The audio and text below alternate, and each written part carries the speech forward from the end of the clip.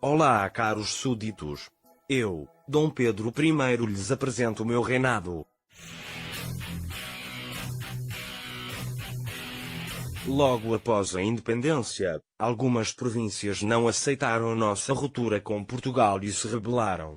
Para eles, cortar relações com Portugal também significava perder privilégios, sabe?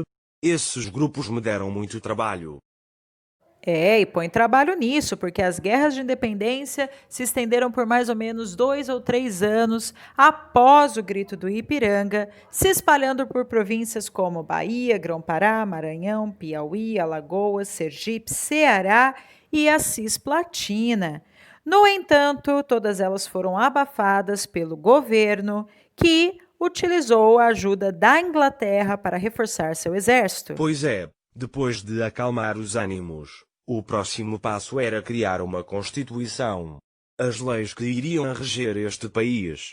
Todos teriam que respeitar essas leis. Pois bem, com a Constituição de 1824 a caminho, foi montada uma Assembleia que elaborou um documento, porém esse documento restringiu os poderes de Dom Pedro e ele não gostou nada disso. Logo vetou o documento, ou seja, proibiu o documento, acabou com a Assembleia, prendeu alguns parlamentares e esse episódio ainda ficou conhecido como a Constituição da Mandioca. Ora pois, eu montei a minha própria Assembleia. Escolhi os componentes e eles começaram a reescrever a Constituição. Pois é, e não é que ele acabou montando um parlamento que redigiu o documento da forma como ele queria? E assim foi aprovada a Constituição de 1824, dando plenos poderes ao imperador.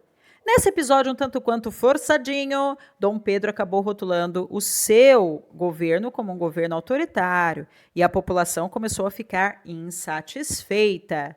Tamanha a insatisfação se espalhou pelo Brasil e movimentos como a Confederação do Equador, que ocorreu em 1824 na província de Pernambuco, começaram a ser comuns.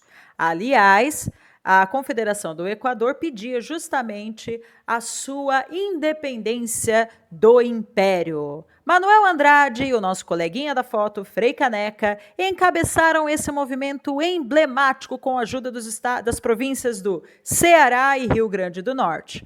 Porém, após 2 meses, foram sufocados pelas tropas do senhor Dom Pedro I com a ajuda dos ingleses. A Confederação do Equador não foi o único exemplo de movimento que queria aí a sua liberdade.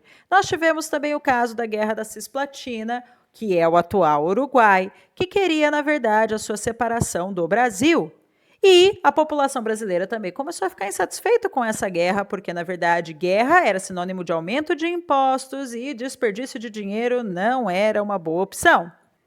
E o ponto final desse primeiro reinado foi a Noite das Garrafadas, onde portugueses e brasileiros literalmente se atracaram nas ruas do Rio de Janeiro e ficou marcado a insatisfação popular, porque portugueses eram pró-Dom Pedro e brasileiros eram contra Dom Pedro. Esse desfecho acabou culminando com a renúncia de Dom Pedro I, que deu bye-bye para o Brasil. Bando de ingratos. Vou-me embora, mas quero ver quem vai conseguir governar esse Brasil. E vocês? Galerinha do 8º ano.